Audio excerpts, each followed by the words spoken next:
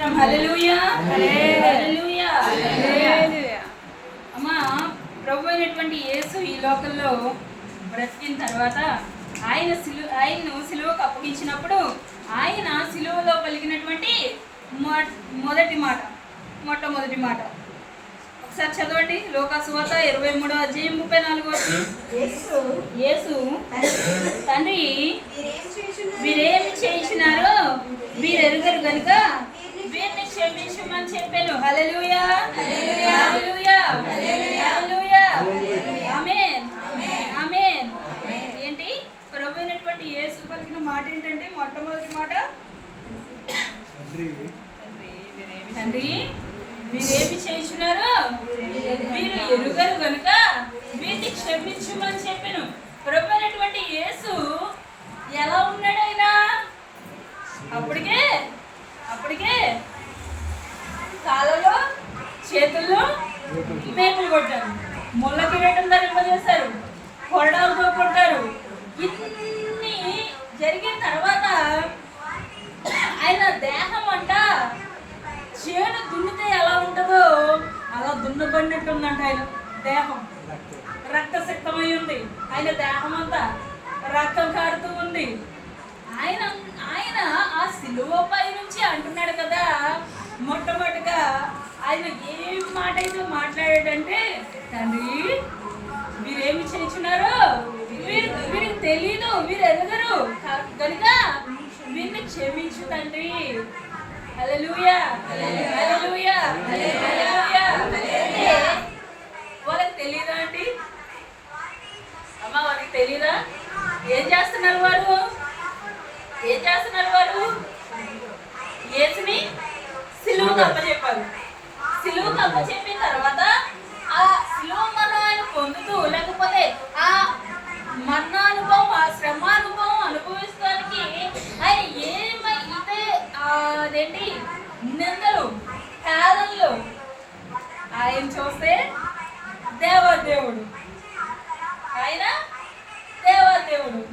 మరి మనం చూస్తే అక్కడున్న జాతి కానీ, యోధా జనాంగం కానీ, లేకపోతే మిగిలిన వారు కానీ, వాళ్ళందరూ ఏంటి?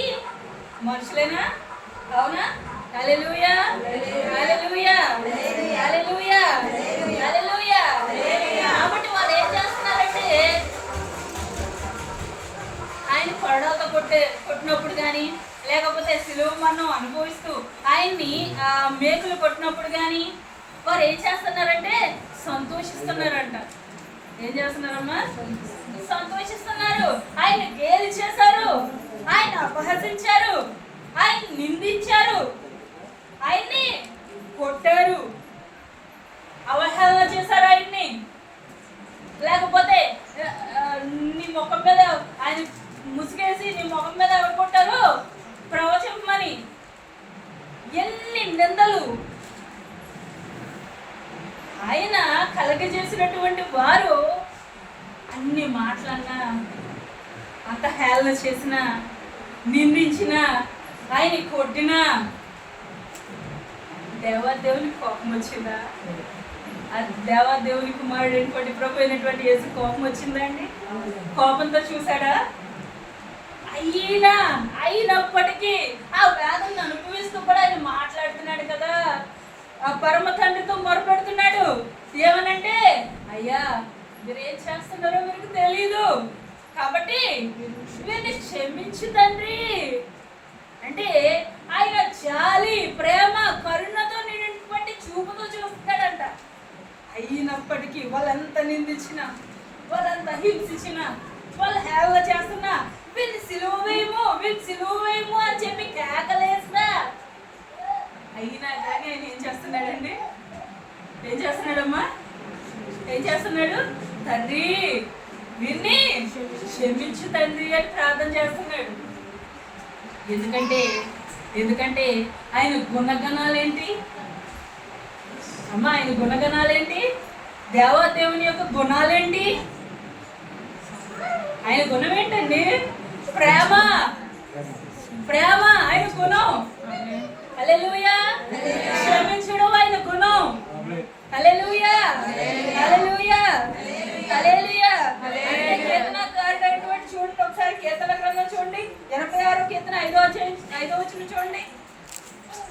కీర్తన 86 అధ్యాయం 5వ మాట 5వ వచనం.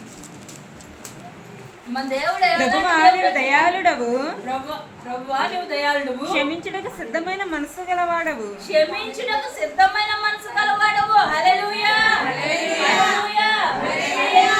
మన దేవుడు ఎలాంటి వాడండి? క్షమించడానికి సిద్ధమైన మనసు గలవాడంట.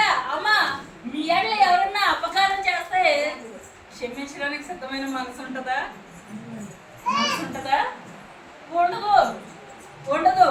కానీ ఆయన మాదిరిలోకి లేకపోతే ఆయన అనుసరించే వారిగా ఆయన వారిగా మనం బ్రతకాలంటే మనం ఏం కలిగి ఉండాలి? ఏం కలిగి ఉండాలండి? క్షమించే మనసు కలిగి ఉండాలి. హల్లెలూయా హల్లెలూయా. ఆయన మనసు ఎలాంటిది? క్షమించే మనసు అంటే అయింది. హల్లెలూయా హల్లెలూయా. అందుకే ఆయన చెప్తున్నాడు కదా, ఎఫెసీయులకు రాసిన పత్రిక 4వ అధ్యాయం 32వ వచనం కూడా ఒకసారి చూసినట్లయితే, ఎఫెసీయులకు రాసిన పత్రిక 4వ అధ్యాయం 32వ వచనం. ఒకని ఎడల ఒకడు దయగలిగి కరుణా హృదయుడై క్రీస్తునందు దేవుడు మిమ్మును క్షమించిన ప్రకారము మీరును ఒకరినొకడే క్షమించుడి. హల్లెలూయా హల్లెలూయా. దేవుడు ఎలా క్షమించాడంట మనల్ని? క్రీస్తునందు దేవుడు మిమ్మల్ని క్షమించినలాగా మీరును ఒకరినొకరు క్షమించాలంట. హల్లెలూయా హల్లెలూయా. అదే లోకాసు వార్తలో 6వ అధ్యాయంలో కూడా చూడండి ఒకసారి, 6:38లో. లోకాసు వార్త 6:38. ఆయన ఈ లోకంలో సంచరించినప్పుడు ఏం చెప్తున్నాడు? ప్రభు అయినటువంటి యేసు అంటే ఆయన మాదిరికరమైన జీవితం, ఆయన ఏదైతే చేస్తున్నాడో అదే చెప్పాడు. క్షమించుడి, అప్పుడు మీరు క్షమింపబడతారు. హల్లెలూయా హల్లెలూయా. ఈ క్షమాపణ మనకొద్దు. మన బ్రతుకుల్లో మనం తీసుకోలేకపోతున్నాం. ఎందుకంటే క్షమించే హృదయం మనకు లేదు. కానీ మన దేవుడు అలాంటి వాడంటే ఆయన హింసించిన వారిని, చంపేయడానికి సిలువకు అప్పచెప్పిన వారిని సహితం ఆయన ఏం చేస్తున్నాడు? వాళ్ళ గురించి ఏం చేస్తున్నాడండి? ప్రార్థన చేస్తున్నాడు. మీ శత్రువుల గురించి ప్రార్థన చేయండి, మీ శత్రువులను ప్రేమించండి అని ఆయన ఊరికనే చెప్పలేదు. ఆయనకి శత్రువులుగా వారు అందరూ ఏకమై గుమ్ముకూడి తయారైనా ఆయన ఏమంటున్నాడు? తండ్రి మీరేమి చేయించున్నారో వీరికి తెలీదు, కాబట్టి వీళ్ళని క్షమించు తండ్రి అని వారి గురించి ప్రార్థన చేస్తున్నాడు. మనకు దాటి హృదయం, క్షమించే హృదయం ఉందమ్మా? లేదా? కానీ కలిగి ఉండాలి.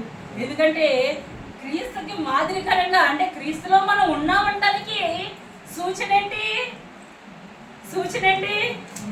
క్షమించే తత్వం ఉండాలి, క్షమించగలిగే మనసు ఉండాలి. అది ప్రభు అయినటువంటి యేసు మనసు. అది హల్లెలూయా హల్లెలూయా హల్లెలూయా. ఎందుకంటే మన దేవుడు ఎలాంటి వాడో తెలుసా? దానియేలు గ్రంథంలో 9వ అధ్యాయం 9వ వచనం చూడండి. దానియేలు భక్తుడు ఏమంటున్నాడు? మన దేవుడు ఎలాంటి వాడంటే ఆయన కృపా క్షమాపణలు గల దేవుడై ఉన్నాడంట. హల్లెలూయా 9:9. దానియేలు 9:9. మన దేవుడు ఎలాంటి వాడంట? కృపా క్షమాపణలు గల దేవుడంట. ఆయన క్షమించే దేవుడు. హల్లెలూయా హల్లెలూయా. ఎందుకంటే ఆయన తత్వం ఏంటి? ప్రేమ తత్వం. ఆయనది ప్రేమ కలిగిన మనసు. ఆ ప్రేమ ఎక్కడైతే ఉంటుందో అక్కడ పగ ఉంటుందా? ఉండదు. అహంకారం ఉంటుందా? ఉండదు. అపకారం చేసే ఆలోచన ఉంటుందా? ఉండదు. ఇవి లేనప్పుడు ఆటోమేటిక్గా హృదయంలో ఏముంటదండి? క్షమించే తత్వం ఉంటది. హల్లెలూయా హల్లెలూయా హల్లెలూయా. కీర్తనకారుడు 130వ అధ్యాయంలో అంటాడు కదా, ఆయన దగ్గర ఏం దొరుకుతుందో చూడండి. 130వ అధ్యాయం 4వ వచనం. 130 కీర్తన 130వ అధ్యాయం 4వ వచనం. అయినను జనులు నీ యందు భయభక్తులు నిలిపినట్లు నీ యొద్ద క్షమాపణ దొరుకును. హల్లెలూయా హల్లెలూయా హల్లెలూయా. ఉండవలసిన గొప్ప స్థితి ఏంటంటే క్షమించే తత్వం కావాలి. మనుషులు అయ్యే మనకు ఆటోమేటిక్గా ఏమొచ్చేద్దంటే కోపం నశాలని కంటే ఏదైనా ఒక చిన్న మాట అంటే చిన్న మాట పెద్ద మాట అక్కర్లే చిన్న మాట అంటే ఎంత కోపాలు వచ్చేస్తాయండి అసలు. వచ్చేస్తాయి, పొంగి పొరలిపోతాయి కోపాలు. కానీ కానీ ఈ హృదయంలో ఏసుంటే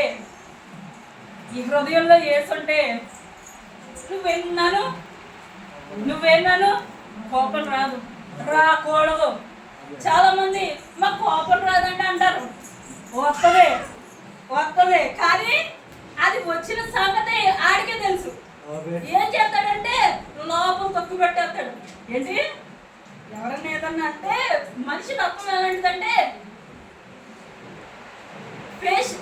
ఫేస్ ఎక్స్ప్రెషన్స్ మారిపోతాయి. ముందు ఏదన్నా కొంచెం అని వచ్చేసరికి ఒక్కసారి అప్పుడు దాకా ఇలా ఉన్న మొక్కం మారిపోతాయి, ఆటోమేటిక్గా మారిపోతాయి. మారిపోయిన తర్వాత మనం అనుకుంటాం కదా కోపం లేదు, కానీ లోపలే ఉంటుంది కోపం. అణిచిపెట్టేద్దాం. చాలా మంది చేసే పని అదే. ఈ లోకంలో బతుకుతున్నాం అంటే క్రైస్తవులుగా బతికేవారు అన్య జనాంగం గురించి మనకు అనవసరం. కానీ ముందు క్రైస్తవుడిగా ఉన్నప్పుడు నీ కోపం చచ్చిపోవాలి, కానీ ఆ కోపం చావదు. కోపం లేదంటాం, కానీ కానీ ఆ కోపం ఎలా తెలుస్తుందో తెలుసా? కోపం అప్పుడు దాకా కుదురుగా ప్రశాంతంగా ఉన్న స్థితి ఏమైపోతుందంటే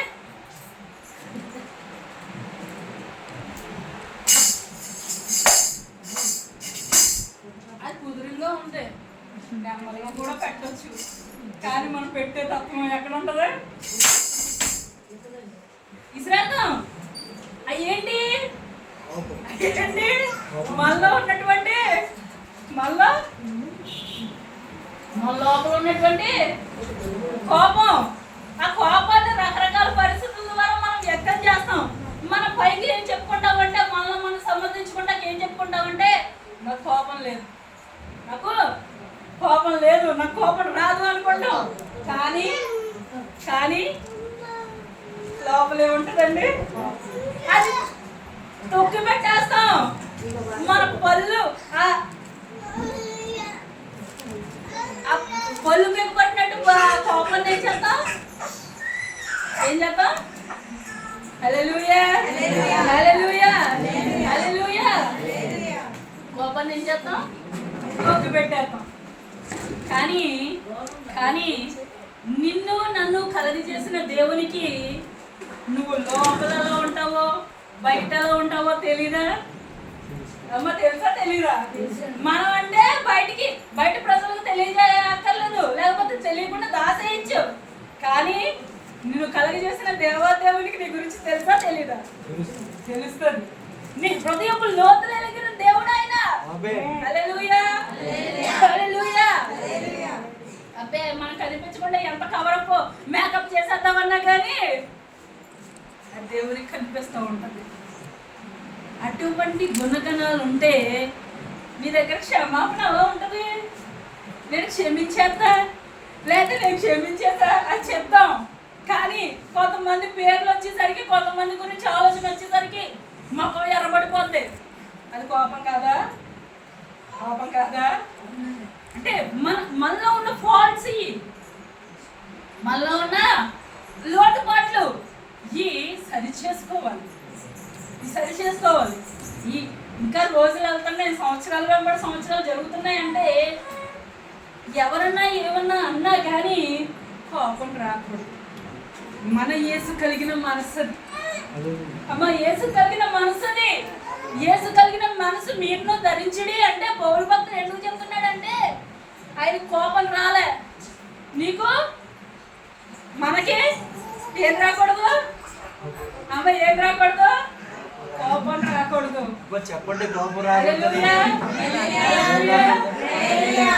నేను చెప్పం, ఎందుకంటే లోపల ఉన్నాయి తొక్కు పెట్టేసాం. బయటికి ఎలా చెప్పగలవు? నీ హృదయం దేంతో అయితే నిండి ఉండదో అదే బయటకు వస్తుంది. అంతేనా? ప్రభు అయినటువంటి యేసు చెప్పిన మాట నేను చెప్పిన మాట కాదమ్మా.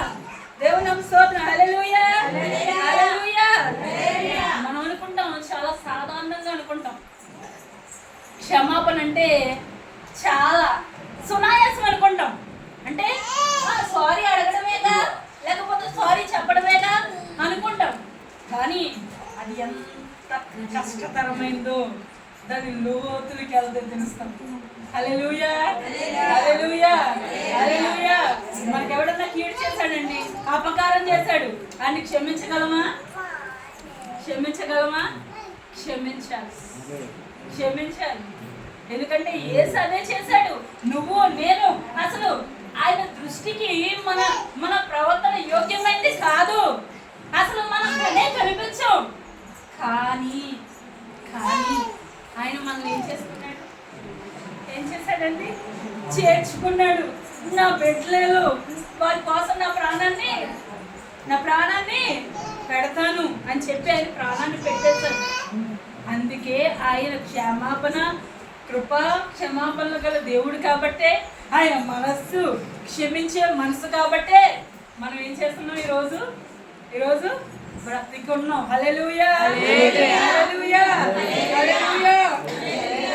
చాలా మంది అనుకుంటారు కదా, క్షమించేశాను నేను చాలా అనుకుంటాం.